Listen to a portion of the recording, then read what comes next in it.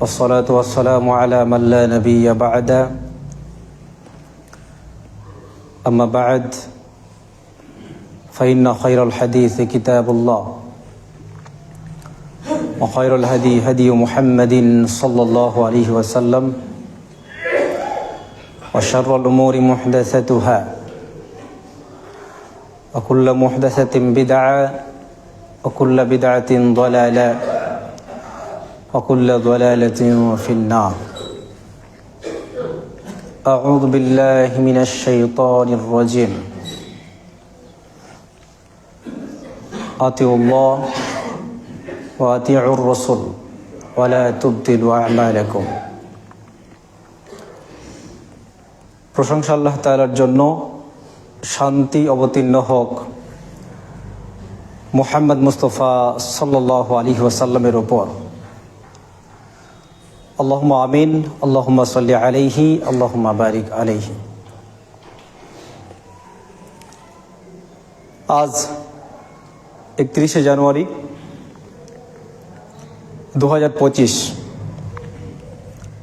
আমরা একটি মাস একদম সম্পূর্ণরূপে শেষ করতে চলেছি আজকের দিন। আজকের আলোচ্য বিষয় হচ্ছে সুন্নাহ অনুসরণ এবং বিদআতকে বর্জন। আজকের আলোচনায় যেটুকু আমরা আলোচনা শ্রবণ করব, এই আলোচনাটুকু সম্পূর্ণরূপে বোঝার চেষ্টা করতে হবে। প্রথমত যে আলোচনা কি হচ্ছে, বোঝার পরে আপনাকে একটা বিষয় চূড়ান্তভাবে সিদ্ধান্ত গ্রহণ করতে হবে। সুন্নাহর অনুসরণ করতে হবে এবং বিদআতকে, সেটা যতটাই মিষ্টি হোক না কেন, যতটাই ভালো লাগার হোক না কেন, ওটাকে ছুঁড়ে ফেলতে হবে। আপনি কতদিন থেকে করছেন, কত আদর দিয়ে করেছেন, কত মন থেকে করেছেন, কত হৃদয় দিয়ে করে আসছেন, বিষয়টা এমন নয়। বিষয়টা হচ্ছে, যদি আপনার আমলটি, এতদিন যেটা করে আসছিলেন, এই আমলটি যদি আপনার মনে হয় যে সুন্নাহ বিরোধী এবং বিদআত, তাহলে আপনাকে বর্জন করা লাগবে। সুন্নাহ এবং বিদআত এই শব্দটিকে আমরা আগে জানার চেষ্টা করব। সুন্নাহ হচ্ছে, খুব সহজ করে বলতে গেলে, নবী সাল্লাল্লাহু আলাইহি ওয়াসাল্লামের যে জীবনধারা ছিল, এই জীবনধারার যে পথ, পন্থা, নীতি, পদ্ধতি, এটাকে সুন্নাহ বলা হয়। আল্লাহ রাসূল সাল্লাল্লাহু আলাইহি ওয়াসাল্লামের পরিপূর্ণ জীবনটাই অনুসরণীয়। নট অনলি শুধুমাত্র যে আপনার মনে করবেন 23 বছরের জীবনটা অনুসরণীয়, এমনটা নয়। আল্লাহ তাআলা কোনো জায়গাতে বলেননি, অথবা রাসূলুল্লাহ কোনো জায়গাতে বলেননি, উল্লেখ করেননি যে আমার নবুয়তের পরের জীবনটাকেই অনুসরণ করতে হবে, এমন কথা বলেননি। বরং আল্লাহ তাআলা বলেছেন যে সূরা আহজাব আয়াত নম্বর 21-এর মধ্যে বলছেন যে আমি তোমাদের জন্য মুহাম্মদ সাল্লাল্লাহু আলাইহি ওয়াসাল্লামের যে চরিত্র রয়েছে, এই আদর্শ রয়েছে, এটাকে নমুনা করে দিলাম। সকল মানুষের জন্য এটা কি আদর্শনীয় একটা আদর্শ। নবী সাল্লাল্লাহু আলাইহি ওয়াসাল্লামের জন্মের পর থেকে নিয়ে তার মৃত্যু পর্যন্ত যা কিছু উনি করেছেন, যা কিছু করেছেন, সবগুলোই হচ্ছে আদর্শ। আপনাকে মেনে নিতে হবে। যদি মানতে না পারেন সেটা ভিন্ন বিষয়, কিন্তু মানার মতো অন্তঃকরণ তৈরি করতে হবে। দেখেন, একটা ইচ্ছাকৃতভাবে অনীহা প্রকাশ করা, ইচ্ছাকৃতভাবে ঘৃণা পোষণ করা, অপছন্দ করা, বিষয়টা ভিন্ন। আর আপনার মানসিকতা আছে মানবো আমি, আপনি হয়তো কোনো কারণবশত মানতে পারছেন না, এটা আলাদা জিনিস। কিন্তু যদি কেউ নবী সাল্লাল্লাহু আলাইহি সাল্লামের কোনো একটা বিষয়কে নিয়ে কটাক্ষ করে, সে মুরতাদ হয়ে যাবে, সে মুসলিমই থাকবে না। তাই যে কোনো বিষয়, আপনি কারো দাড়ি নিয়েও যদি মন্তব্য করেন, কেউ একজন দাড়ি রেখেছে, এই দাড়ি নিয়ে যদি কটাক্ষ করে দেন তাহলে আপনার অবস্থা কিন্তু শেষ হয়ে গেল। কারণ সুন্নাহ কার অনুসরণ করছে? কে? ওই ব্যক্তি আল্লাহ রসুলের সুন্নাহ অনুসরণ করছে। আজকে আপনার দাড়ি স্টাইল বিভিন্ন হতে পারে, ভিন্ন বিষয় সেটা, কিন্তু যখন আপনি দাড়ি রাখতে যাবেন আল্লাহ রসুলকে ফলো করে, আর এই দাড়িকে কেউ যখন কটাক্ষ করবে তখন ওই ব্যক্তিকে কটাক্ষ করা হলো না। কটাক্ষ কাকে করা হলো বলুন তো? আল্লাহ রসুলকে কটাক্ষ করা হলো। কোন একজন মহিলা বুরকা পড়ছে, হিজাব করে চলছে, পর্দা করে চলছে, 100% চেষ্টা করে চলছে, তার ব্যক্তি সেই মহিলা বা নারীর কোনো ভুল ত্রুটি থাকতে পারে, তার জন্য তার পর্দাকে কটাক্ষ করা এটা অনেক বড় জঘন্যতম অন্যায়। পর্দাকে কটাক্ষ করা যাবে না। কোন একজন ব্যক্তি 5 ওয়াক্ত নামাজি, হজ করে এসছে, তার দ্বারা ভুল হতে পারে, তার জন্য তার নামাজকে কটাক্ষ করা, তার হজকে কটাক্ষ করা, তার ইবাদতকে কটাক্ষ করা অনেক বড় অন্যায়। এটা করা যাবে না। চলুন আমরা জানার চেষ্টা করি সুন্নাহটা কি। সুন্নাহ হচ্ছে নবী সাল্লাল্লাহু আলাইহি ওয়াসাল্লামের জীবন ধারা, জীবন চরিত্র, তার যে পথ পন্থা পদ্ধতি ছিল সেটা হচ্ছে সম্পূর্ণরূপে সুন্নাহ। যদিও হাদিস এবং সুন্নাতের মধ্যে সামান্যতম খুবই সূক্ষ্ম পার্থক্য আছে। হাদিস এবং সুন্নাহ সেম জিনিস, সামান্য সূক্ষ্ম পার্থক্য। পার্থক্যটা কি? তারা বলে থাকে, আমাদের মাযহাবী যারা বিদআত অনুসরণ করে তারা সুন্নাতকে আবার বিভিন্ন ক্রাইটেরিয়াতে নিয়ে এসছে, বিদআতকে বিভিন্ন বিভাজন করেছে, ভিন্ন বিষয় সেটা। কিন্তু তাদের সংজ্ঞা হচ্ছে যে সুন্নাহ এবং হাদিসটা সম্পূর্ণ আলাদা, পৃথক পৃথক জিনিস। পৃথকটা কি? খুবই সূক্ষ্ম জিনিস, ভালো করে দেখবেন। হাদিস হচ্ছে কথা, হাদিস করার অর্থ কি? কথা। আর সুন্নাহ হচ্ছে পথ পদ্ধতি। দেখেন আল্লাহ রসুল সাল্লাল্লাহু আলাইহি ওয়াসাল্লাম যে কথাগুলো বলেছেন, তিনি যা বলতেন সেটা হাদিস। যা কিছু কর্ম করেছেন সেটাকে সুন্নাত বলছে। কিন্তু এর মূল জায়গাতে যদি আসেন তাহলে হচ্ছে হাদিস এবং সুন্নাহ, আপনি যাই বলেন না কেন, আল্লাহ রসুলের কথা, নির্দেশ, আমল এবং অনুমোদন। আল্লাহ রসুল কোনো কথা বলেছেন সেটা হাদিস। আল্লাহ রসুল সাল্লাল্লাহু আলাইহি ওয়াসাল্লাম কোনো কাজ করেছেন সেটাও হাদিস। আল্লাহ রসুল সাল্লাল্লাহু আলাইহি ওয়াসাল্লাম কোনো কিছুর অনুমোদন দিয়েছেন সেটাও হাদিস। আবার সুন্নাতের বিভাজন করতে গিয়ে এদিকটা নিয়ে এসছে, কিন্তু তারা বলে শুধুমাত্র সুন্নাহ যেটা তিনি করেছেন পদ্ধতি, এটাই সুন্নাহ, আর কিছু না। কিন্তু এইখানে সুন্নাতের বিভাজন করতে গিয়ে আবার ওই কথাগুলোকে নিয়ে এসছে। সুন্নাহর 3টা বিভাজন আছে, ভাগ আছে। একটা হচ্ছে কথা, একটা কাজ, একটা অনুমোদন।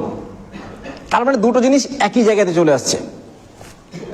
তো সুন্নাহ যদি আপনি অনুসরণ করেন আপনার ফজিলত কি হবে? আমি সরাসরি মেইন লাইনে চলে যাই, মেইন টপিকে চলে যাচ্ছি। সুন্নাহ আপনি অনুসরণ করতে বাধ্য। আল্লাহ তাআলা সূরা আলী ইমরান আয়াত নম্বর 31 এর মধ্যে বলছেন, কুল ইন কুনতুম তুহিব্বুনাল্লাহ ফাত্তাবিউনি ইউহিব্বুকুমুল্লাহ। আল্লাহ তাআলা স্পষ্ট বলছেন, হে নবী আপনি বলুন, ইন কুনতুম তুহিব্বুনাল্লাহ ফাত্তাবিউনি ইউহিব্বুকুমুল্লাহ। যদি তোমরা আল্লাহকে ভালোবাসো তাহলে কি করো? ফাত্তাবিউনি, আমাকে অনুসরণ করো।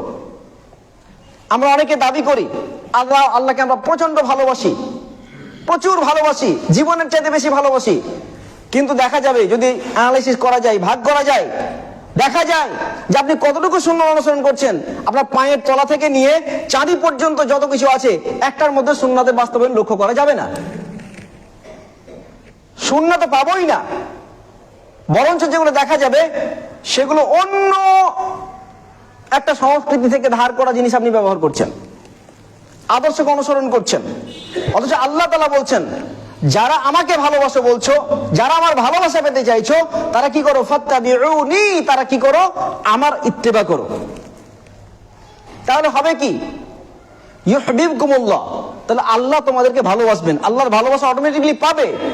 ওয়া ইয়াগফির লাকুম যুনুবাকুম, শুধু কি ভালোবাসাই পাবে, আল্লাহ তোমাদের সমস্ত পাপগুলোকে ক্ষমা করে দেবেন। সুবহানাল্লাহ, একটু জোরে বলেন সুবহানাল্লাহ। দেখেন মাত্র ছোট্ট একটা কথা উনি বললেন, যারা বলছো যে আল্লাহকে ভালোবাসি, আল্লাহকে ভালোবাসি, মন দিয়ে শোনো, ফাত্তাবিউনি, রাসূল তুমি বলো যে আমাকে অনুসরণ করা লাগবে, আমাকে মেনে চলা লাগবে, আমি যা করেছি তা করা লাগবে, আমি যা বলেছি তা বলা লাগবে, আমি যেখানে গেছি এইরকম বিষয়গুলো যেগুলো আছে নবী সাল্লাল্লাহু আলাইহি ওয়াসাল্লামের খাস ছাড়া। যেমন রাসূল সাল্লাল্লাহু আলাইহি ওয়াসাল্লাম 11টি বিবাহ করেছিলেন, এখন এটা তার জন্য খাস ছিল। এখন তারা বলছে, যারা বলছে যে আমরা হাদিস মানি হাদিস মানি হাদিস মানি, তারা করুক না 11টা বিবাহ, তারা বলছে, কিন্তু নিজের প্যাচে নিজে পড়ছে, এরকম একটা বিষয় হচ্ছে না। তারা বলছে সুন্নাহ কোনটা, আমরা সুন্নাহ মেনে চলি, আহাদুস সুন্নাহ ওয়াল জামাআহ, আমরা সুন্নাহ অনুসরণ করে হাদিস মানি না। আর সুন্নাহ মানে যদি পদ্ধতি হয়, সুন্নাহ যদি রাসূলের কাজ হয়, তাহলে বলুন তো আপনি আল্লাহর রাসূল এই বিবাহটা করেছেন না করতে বলেছেন, কোনটা? একটু কথা বলতে হবে। আল্লাহ রাসূল বিবাহ করেছেন না করতে বলেছেন, কোনটা? করেছেন। ওনার ওটা কাজ।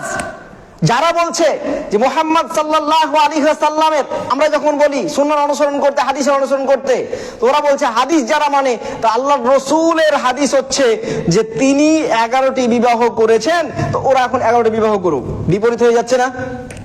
হাদিস মানে তো কথা, সুন্নাহ মানে পদ্ধতি, তার জীবনের কাজ। আল্লাহ রাসূল 11টি বিবাহ করেছে, যারা বলছে এখন করতে হবে আহলুল হাদিসদেরকে, তারাই এখন উল্টো দিকে ফেরালে কি হয়, তাদের এখন 11টা বিবাহ করা লাগবে, তাই নয়? কথা যে কি বলে আর কি বলে কি না বলে, বলেন একটা পাগলে কি না বলে, ছাগলে কি না খায়, এরকম একটা বিষয় নিয়ে চলে এসছে তারা। যে আল্লাহ রাসূলের সুন্নাহ এবং হাদিস আমরা বিভাজন করতে যাই না, আল্লাহ রাসূলের কথা, কাজ এবং হাদিস। আল্লাহ রাসূল বলেছেন, সেই বুখারী হাদিস নম্বর 1-এর মধ্যে বলছেন যে প্রত্যেকটা কাজের ফলাফল তার নিয়তের উপর ডিপেন্ড করছে। আমরা এটা মানি তো। আমি যেমন কাজ করছি, 5 ওয়াক্ত নামাজ পড়ছি, এই 5 ওয়াক্ত নামাজ পড়ছি, এখানে খুতবা দাঁড়িয়ে দিচ্ছি, সমস্ত মানুষকে একটু হিদায়াতের পথ আনার চেষ্টা করছি, আমার নিয়ত ইন্টেনশন আছে যে আমাকে খুব বলবে ভালো খতিব, আমার নিয়ত আছে কি, আমাকে সবাই বলবে দারুণ পরেশগার, আমাকে কি বলবে 5 ওয়াক্ত নামাজি, এরকম নানা রকম বিশেষণ আমাকে যখন বিশেষিত করা হবে, এরকম ইন্টেনশন নিয়ে যখন কাজ করব, আমার এটা আছে, এটা বিশ্বাস তো করি। মানে নামাজের জন্য আসার পরেও, নামাজের জন্য ডাকার পরেও, সমস্ত মানুষকে হিদায়াতের পথে ডাকার পরেও ইন্টেনশনালি যদি আমি এটা মনে করি যে না, মানুষ আমাকে এগুলো বলবে, তাহলে এগুলো আমি পাবো, কিন্তু জান্নাত অনিবার্য, হারাম এটা, জান্নাত আমি পাবো না। সূক্ষ্ম বিষয়টা। তা আমরা আল্লাহ রাসূলের কথাকে মেনে নিইনি, মেনেছি তো এটা। এবার আমলটাকে আমার নিয়তে আমল করব, আমার নিয়ত পরিশুদ্ধ রাখবো, এটা বিশেষ গুরুত্বপূর্ণ বিষয়। আল্লাহ রাসূল সাল্লাল্লাহু আলাইহি ওয়াসাল্লাম বহু কাজ করেছেন। যেমন আল্লাহ রাসূল সাল্লাল্লাহু আলাইহি ওয়াসাল্লাম রাস্তায় যদি কোনো কষ্টদায়ক বস্তু দেখেছেন, তুলে ফেলে দিয়েছেন, তুলে ফেলে দিয়েছেন। রাস্তার হক এটা, আমরা এটা করতে বাধ্য, আমরা এটা করি। আল্লাহ রাসূল পানি পান করেছেন 6টা পদ্ধতি দিয়ে, জিজ্ঞেস করলে কেউ বলতে পারবেন না। পানি পান করলে 6টা পদ্ধতি লাগে। আহলুল হাদিস দাবি করলে হাদিসকে অনুসরণ করা লাগে। 1 নম্বর কি করতে হবে? 1 নম্বর কাজ থেকে বসতে হবে। 2 নম্বর কাজ কি করতে হবে? 2 নম্বর কাজ ডান হাতে ধরতে হবে। 3 নম্বর কাজ কি করতে হবে? তাকে বিসমিল্লাহ বলে পানি পান করতে হবে। 4 নম্বর কি কাজ করতে হবে? 4 নম্বর কাজ হচ্ছে 3 নিঃশ্বাসে পানি পান করতে হবে। 5 নম্বর কাজ কি করতে হবে? তাকে কি করতে হবে? সে পানি শেষে আলহামদুলিল্লাহ বলতে হবে। এবং আরো একটা বিষয়, তাকে পানিটা দেখে নিতে হবে। পানি পান করতে গেলে 6টা পদ্ধতি লাগে, এটা হাদিসে অনুসরণ করা হয়, সুন্নতের অনুসরণ করা হয়। যদি আপনি খাবার খেতে শুরু করেন, আপনি থাল নিয়ে বসেছেন, থাল নিয়ে বসতে গেলে রাসূল সাল্লাল্লাহু আলাইহি ওয়াসাল্লাম বিস্তারিত বহু আলোচনা এসেছে, বহু হাদিস এসেছে। সামনের দিকে আপনি আসেন, আল্লাহ রাসূল বলেছেন যখন তুমি খাদ্য খাবে তখন সামনের দিক থেকে খাবে, ডান হাত দিয়ে খাবে। খাবারের থালের চারিদিকে হাতটাকে ঘোরাবে না, অন্য দিক থেকে না, তোমার নিকটে যে জায়গাটা আছে, আপনি থালা সামনে রেখেছেন, এই থালার সামনের দিক থেকে খাবে। এটা সুন্নাহ অনুসরণ করা হয়, আমরা তো মানি এটা, আলহামদুলিল্লাহ, এগুলো মানতে বলি আমরা। কিন্তু যারা এটাকে শুধুমাত্র সহ্য করতে পারছে না, তারা অন্যদিকে নিয়ে যেতে চাইছে, মানুষের মস্তিষ্ককে অস করে। আমি বলছিলাম যে আল্লাহ তাআলা বলছেন সূরা আল ইমরান 31-এর মধ্যে যে তোমরা কি করো, যদি মনে করো যে আল্লাহকে ভালোবাসো, তাহলে কি করতে হবে?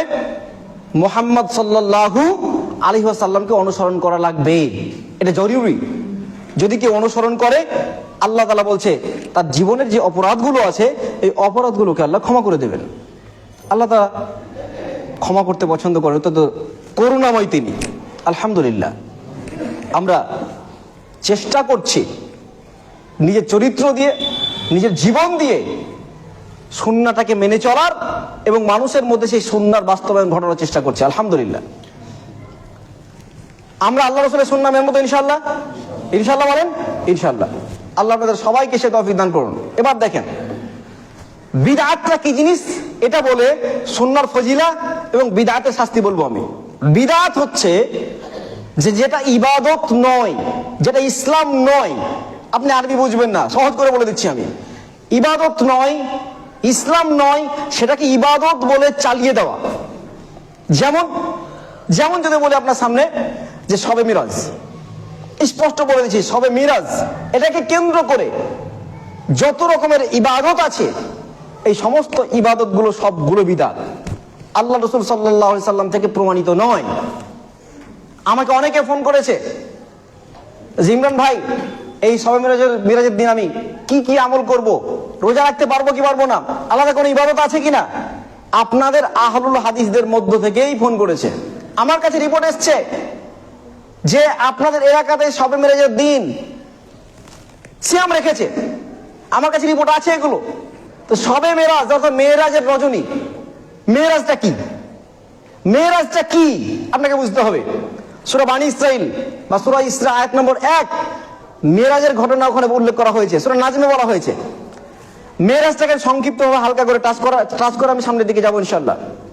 দেখেন, পৃথিবীর মধ্যে বহু মুসলমানের সন্তান এখন মেরাজকে অস্বীকার করছে, বাস্তব চিত্র বলছি আপনাকে, বাস্তব চিত্র। মুসলমানের সন্তান কাদের ছায়াতে হয়েছে, কাদের ছত্রছায়াতে হয়েছে, নাস্তিকদের ছত্রছায়াতে হয়েছে। কারণ তারা বলছে এটা বৈজ্ঞানিকভাবে প্রুফ নয়, মিরাজ নাকি বৈজ্ঞানিকভাবে প্রুফ নয়। মিরাজটা কি আপনি শুনেন। মিরাজের দুটো পার্ট আছে, একটা হচ্ছে ইসরা, যেটা বাইতুল্লাহ থেকে মসজিদুল আকসা পর্যন্ত এই যে ভ্রমণটা আল্লাহ রাসূল করেছিলেন, এইটা অনেকে ধারণা আছে যে মেরাজ আল্লাহ রাসূল স্বপ্নে দেখেছিলেন, স্বপ্নে গিয়েছিলেন মেরাজ, বাস্তব তার দৈহিকভাবে মেরাজ হয়নি। আহলুল হাদিসদের মধ্যে অনেক ভাইয়ের এই ধারণা আছে, কারণ তাদের মধ্যে ওই আলোচনাগুলো সামনে এসেছে, যারা দাবি করেছে আল্লাহ রাসূল সরাসরি মেরাজ দৈহিকভাবে করেননি, এটাকে মিথ্যা প্রপাগান্ডা, স্বপ্ন হয়েছে। কিন্তু আপনি যদি ভালো করে লক্ষ্য করে দেখেন, যদি স্বপ্ন হয়, আমি আপনাকে বললাম আজকের দিনে যে ভাই আমি স্বপ্নে দেখেছি আকাশে আমার দুটো ডানা হয়েছে, এই ডানা নিয়ে আকাশে চরম ভাবে গোটা আকাশ, গোটা ব্রহ্মাণ্ড আমি ঘুরে নিয়েছি স্বপ্নে। ভাই এটা তো হাসির, এটা অবাক হওয়ার কিছু আছে? আমি স্বপ্নে দেখেছি, স্বপ্নে পুরো আকাশ আমি ঘুরে নিয়েছি, আকাশের প্রত্যেকটা তারার সাথে কথা বলে এসেছি, আমি স্বপ্নে দেখেছি, আমি স্বপ্নে দেখেছি, এগুলো তো অবাক হওয়ার কিছু আছে? সবাই জানি স্বপ্নে দেখেছি কিছু, যাওয়ার কোনো বাস্তবতা নেই। সেই যুগে স্বপ্নটাকে সেভাবেই মানুষ দেখতো। আল্লাহ রাসূল বললেন মেরাজ করলেন, মেরাজে মানে প্রথমটুকু আপনাকে বলি, আল্লাহ রাসূল সাল্লাল্লাহু আলাইহি সাল্লাম বাইতুল্লাহ অর্থাৎ কাবা থেকে নিয়ে মসজিদুল আকসা পর্যন্ত ভ্রমণটা করলেন রাত্রিবেলায়, সূরা ইসরাতে বলা হয়েছে। এইটুকু হচ্ছে ইসরা। এবং বাইতুল আকসা থেকে নিয়ে সিদরাতুল মুনতাহা পর্যন্ত আল্লাহ রাসূলের যে ভ্রমণ ছিল সপ্ত আসমান ভেদ করে, এই সপ্ত আসমান ভেদ করে এই ভ্রমণটাকে বলা হয় মিরাজ। আল্লাহ রাসূল কাবা থেকে নিয়ে বাইতুল আকসা পর্যন্ত, মসজিদুল আকসা পর্যন্ত ভ্রমণটা করেছিলেন বুরাকের মাধ্যমে, আর বাইতুল আকসা বা মসজিদুল আকসা থেকে নিয়ে সিদরাতুল মুনতাহা পর্যন্ত ভ্রমণ করেছিলেন জিবরিল আমিনের মাধ্যমে। দুটো বিষয়। বুরাক কথার অর্থ হচ্ছে বিদ্যুৎ, মনে রাখবেন, বুরাক কথার অর্থ কি? বিদ্যুৎ, বিজলি। আর মিরাজ মানে সিঁড়ি। কার মাধ্যমে গেছেন? জিবরিলের মাধ্যমে। জিবরিল কে? একজন ফেরেশতা। ফেরেশতার কিসের তৈরি? আলোর তৈরি। আজকের দিনে বিজ্ঞান এটা বলেছে, কোন মানুষ যদি এরকম পাওয়ার পায়, ক্ষমতা পায় যে আলোর গতি নিয়ে সে যাবে, আলোর গতিতে যাবে, তাহলে বলে তার দ্বারা সম্ভব ভবিষ্যৎ দেখা। তারা দাবি করছে নাস্তিকরা, আল্লাহ রাসূল মেরাজে গেলেন কাবা থেকে নিয়ে মসজিদুল আকসা পর্যন্ত, ওখান থেকে সপ্ত আসমান ভেদ করে চলে গেলেন, জান্নাত দেখলেন, জাহান্নাম দেখলেন, জান্নাতে গিয়ে উমুক জন সাহাবার পায়ের আওয়াজ শুনলেন, জাহান্নামীদের সমস্ত জিনিস দেখলেন, তারপরে নামাজের সমস্ত বিধান নিয়ে আসলেন এবং ইমামতিও করলেন নবীদের নিয়ে। এতগুলো জিনিস কি করে সম্ভব?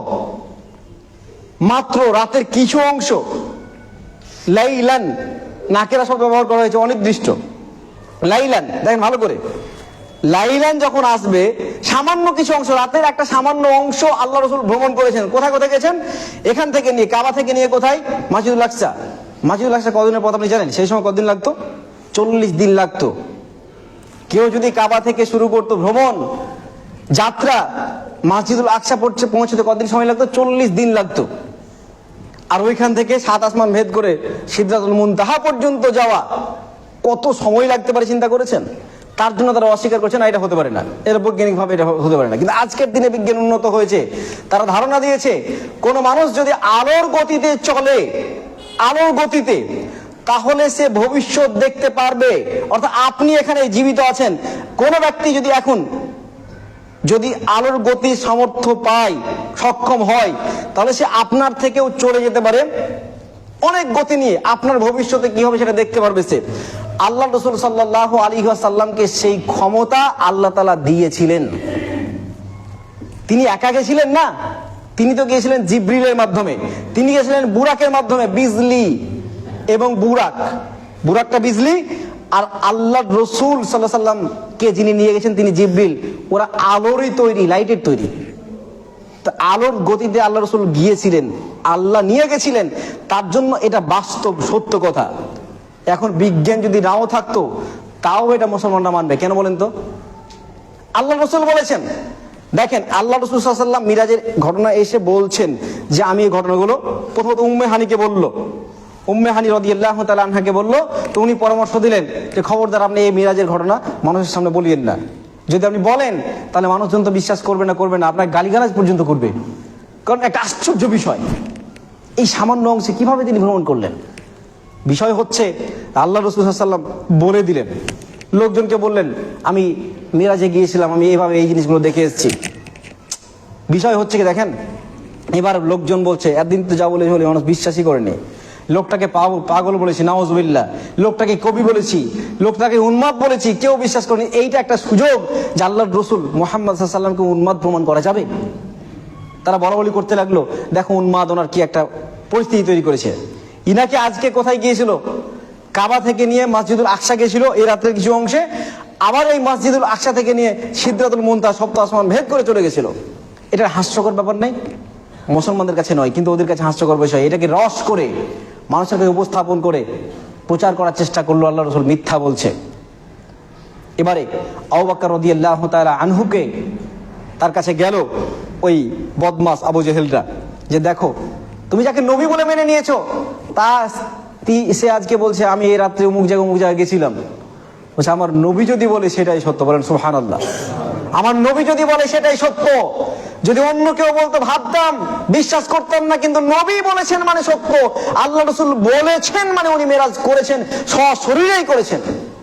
যদি স্বপ্নে হতো আবু জেহেলরা মাতামাতি করতো, স্বপ্নে দেখেছে কি যায় আসে।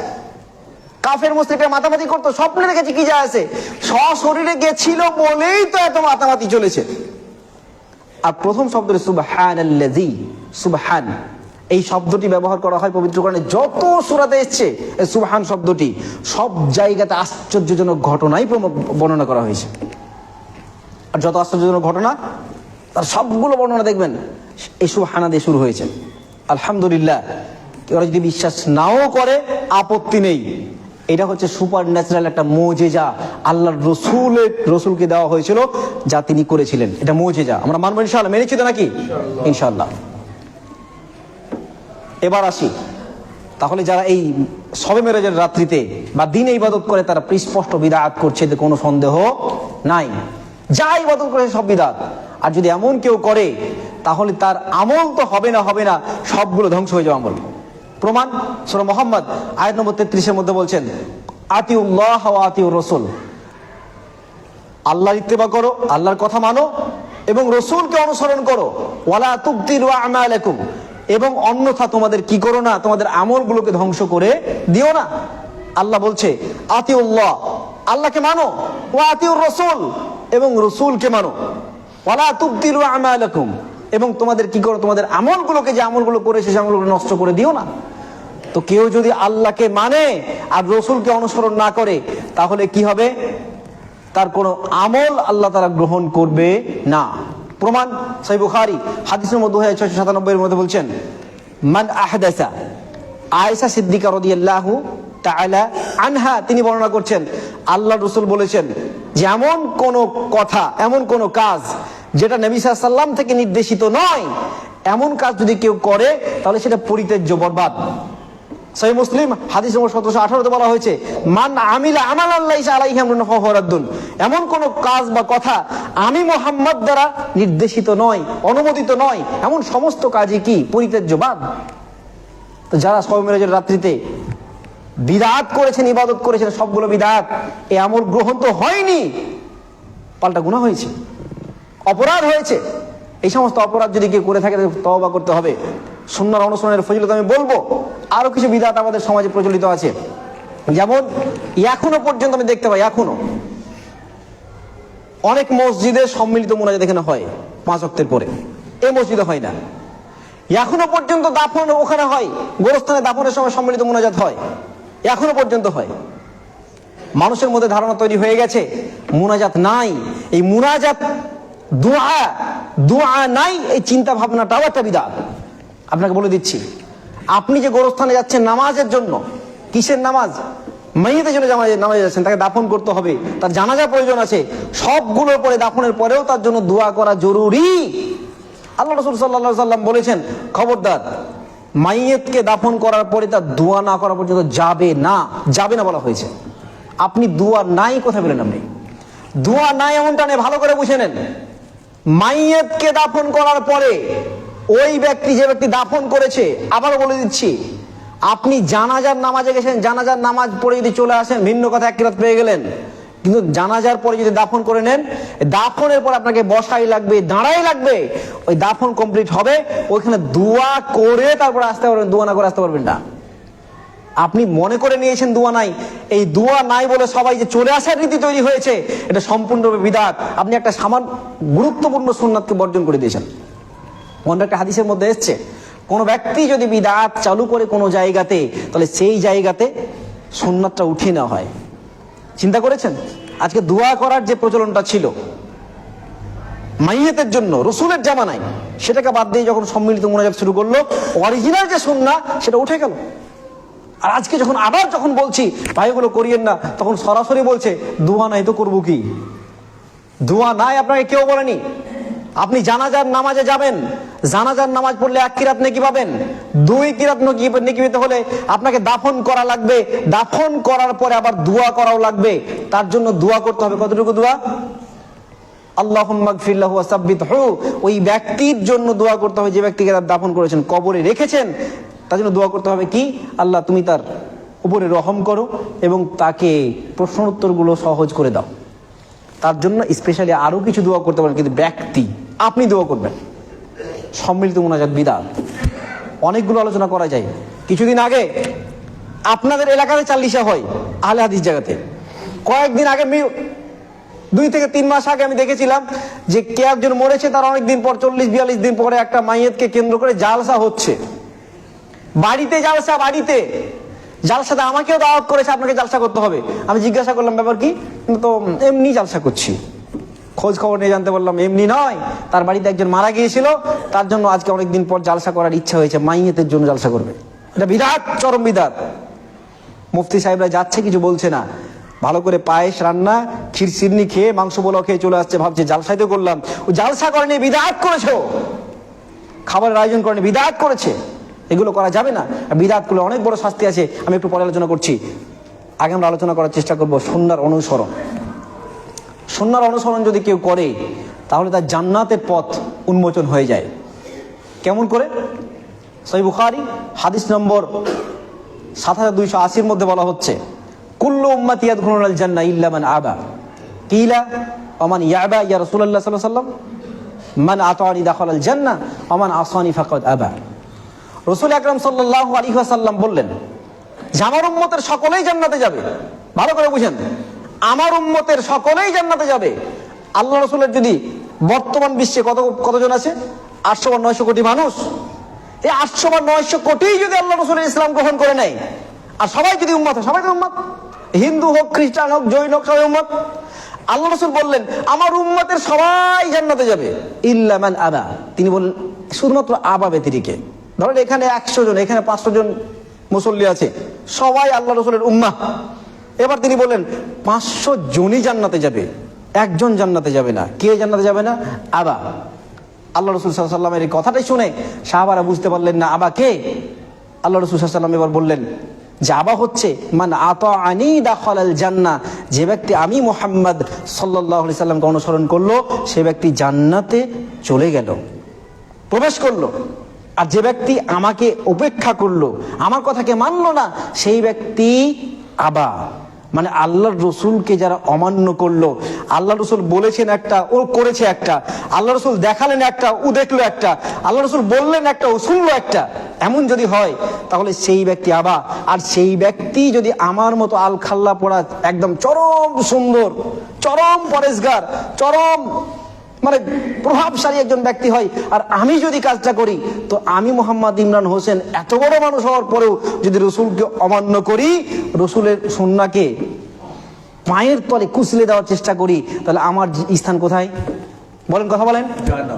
জাহান্নাম। আর আপনারা যদি করেন, আপনাদের না, আপনাদেরও জাহান্নাম যেতে হবে ভাই। আলেম হোক বা জালিম হোক, সাধারণ বা জ্ঞানী মানুষ হোক, মুহাম্মদ সাল্লাল্লাহু আলাইহি সাল্লামের সুন্নাহকে যদি কেউ না মানে, তাহলে তাকে আবা বলে আখ্যায়িত করা হবে। আল্লাহ রাসূল সাল্লাল্লাহু আলাইহি সাল্লামের যারা অনুসরণ করবে তারা জান্নাতে যাবে, আল্লাহ রাসূল সাল্লাল্লাহু আলাইহি সাল্লামকে যে উপেক্ষা করবে তারা জাহান্নামে যাবে। কেন যাবে? কারণ তারা আবা। আল্লাহ রাসূল বলছেন কোন আবা যাবে না, আবা বাদ দিয়ে সবাই জান্নাতে যাবে। বলেন আমরা কোন দিকে যাব, আবা হব নাকি আল্লাহ রাসূলের অনুসরণ করব, কোনটা? সম্মানিত প্রিয় ভাইরা আমার, আল্লাহ রসুলকে যদি অনুসরণ সত্যি সত্যি করতে চান, তাহলে বলবো ভাই 5 ওয়াক্ত নামাজ তো শুরু করেন, আগে 5 ওয়াক্ত নামাজ শুরু করেন, মুখে দাড়ি রাখেন, মডার্ন লাগবে, আল্ট্রা মডার্ন লাগবে। আল্লাহ রসুলের মুখে দাড়ি ছিল, আল্লাহ রসুলের দাড়ি থাকার পরেও তিনি সবার কাছে আদর্শ, সবার কাছে। আপনি আদর্শ হবেন না? প্রিয় ভাইরা আমার, এবার চলুন, কেউ যদি সুন্নাহকে অনুসরণ করে তাহলে আরো কিছু তার জন্য ফজিলত আছে।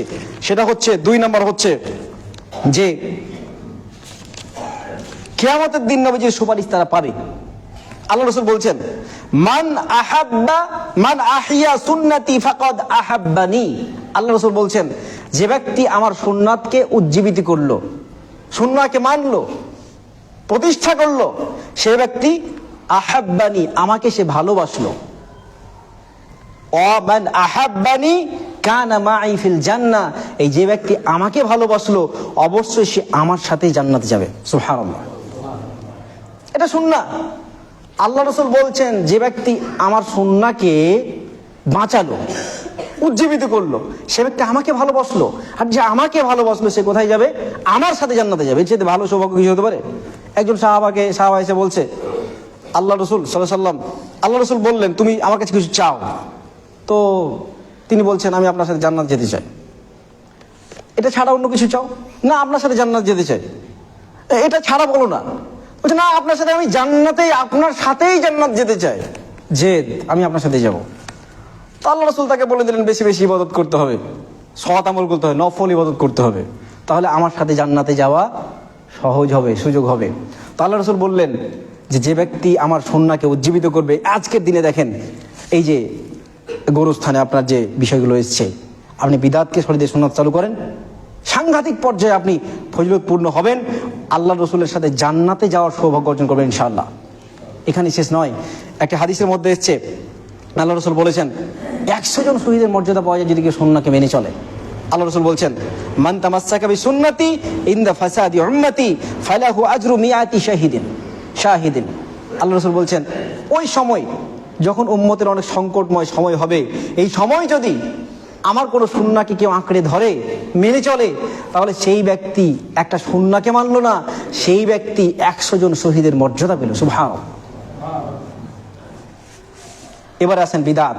কেউ যদি বিদাত করে, একটি মাত্র হাদিস বলবো, আল্লাহ রাসূল সাল্লাল্লাহু আলাইহি ওয়াসাল্লাম কিয়ামতের মাঠে হাউজে কাউসারের পাশে থাকবেন। হাউজে কাউসার, তিনি সবাইকে হাউজে কাউসারের পানি পান করবেন, তার উম্মাকে পান করতে করতে একটা দল চলে আসবে এবং তাদেরকে পানি পান করতে দেবে না ফেরেশতারা।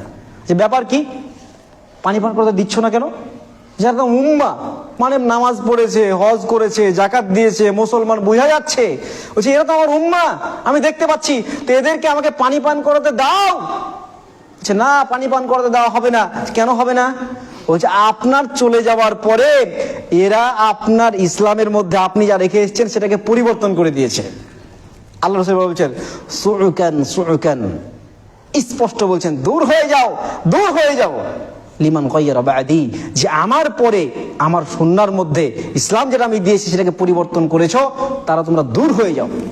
চিন্তা করেছেন? আমল করেও গ্রহণযোগ্য হবে না। সম্মানিত প্রিয় দিনী ভাইরা আমার, আলোচনার একেবারে শেষ পর্যায়ে চলে এসেছি। বিদআত যত মিষ্টি হোক, যতটাই ভালো হোক, আপনার যতটাই হৃদয় হোক না কেন, এইটা ভালো মনে হলে ভালো নয় যদি ইসলাম এটাকে প্রমোট না করে, সাপোর্ট না করে, তাহলে এটাকে আপনি ইবাদত বলে চালাতেই পারেন না। যে কোনো ইবাদত যদি ইসলামে আল্লাহর রসুলের জীবদ্দশাতে না হয়েছে, তিনি যেটা না দিয়েছেন, সেটা কখনো ইবাদত হতে পারে না, ইসলাম হতে পারে না। আল্লাহ আমাদের সবাইকে সুন্নাহ অনুসরণ করার তৌফিক দান করুন এবং বিদআতগুলোকে সম্পূর্ণরূপে ছুঁড়ে ফেলার তৌফিক দান করুন। আমিন।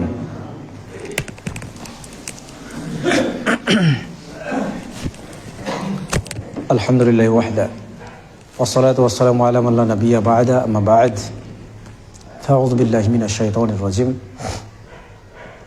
বিসমিল্লাহির রহমানির রহিম। ইয়া আইয়ুহাল্লাযীনা আমানু আতিউল্লাহ ওয়া আতিউর রাসূল। আল্লাহ তাআলা এখানেও বলছেন যে হে ঈমানদারগণ, তোমরা আল্লাহকে অনুসরণ করো এবং রসুলকে অনুসরণ করো। স্পষ্টত বলছেন। এখানে একটা ছোট্ট বিষয় ইনক্লুড করব। বর্তমান সময়ে আমাদের সমাজে কিছু ভাই আছে যারা রসুলের অনুসরণের কথা বলে, কিন্তু রসুলের অনুসরণ বলতে কোরআনকে বোঝাচ্ছে। বারবার বলছে যে আল্লাহর রসুলকে আমরা মানি, বাট সমস্ত হাদিসগুলোকে বাদ দিয়েছি, আমরা কোরআনকে ফলো করে চলছি। ছোট্ট কথা বলে রাখি, যদি কেউ মনে করে যে আমি কোরআন দিয়েই আল্লাহর রসুলকে ফলো করব, 100% কখনো সম্ভব নয়। কারণ আল্লাহর রসুলের টোটাল জীবনটা আদর্শ, আর আল্লাহ রসুলের জীবনের কোন চ্যাপ্টারটা লেখা আছে কোরআনের মধ্যে বলতে হবে। আয়েশাকে জিজ্ঞাসা করা হলো আল্লাহ রসুলের চরিত্র সম্পর্কে, তো আয়েশা রাদিয়াল্লাহু তাআলা আনহা বললেন, আল্লাহ রসুলের চরিত্র জানতে চাও, তাহলে কোরআনটা পড়ো। মানে কোরআন পড়লে পারে আল্লাহ রসুলের চরিত্র যদি জানা যায়। কোরআনকে এটার মিনিংটা হচ্ছে যে আল্লাহ রসুলের যে চরিত্র তিনি কোরআন দিয়ে সাজিয়েছেন। এবার কোরআন কিভাবে বলেছে, আল্লাহ রসুল ব্যক্তিগতভাবে এটাকে ইমপ্লিমেন্ট করেছেন তার চরিত্রে, এবং সেটাকে জানতে হলে আপনাকে সিরাত জানতে হবে, হাদিস জানতে হবে। আমরা সেটাকে ইনশাআল্লাহ ফলো করব। আল্লাহ আমাদের সেভাবে তৌফিক দান করুন। আমিন। আল্লাহুম্মা সাল্লি আলা মুহাম্মাদিন ওয়া আলা আলি মুহাম্মাদ কামা সাল্লাইতা আলা ইব্রাহিম ওয়া আলা আলি ইব্রাহিম ইন্নাকা হামিদুম মাজিদ। আল্লাহুম্মা বারিক আলা মুহাম্মাদিন ওয়া আলা আলি মুহাম্মাদ কামা বারাকতা আলা ইব্রাহিম ওয়া আলা আলি ইব্রাহিম ইন্নাকা হামিদুম মাজিদ। রব্বানা ظلمنا أنفسنا وإن لم تغفر لنا وترحمنا لنكونن من الخاسرين. ربنا تقبل منا إنك أنت السميع العليم والحمد لله رب العالمين. আয়ান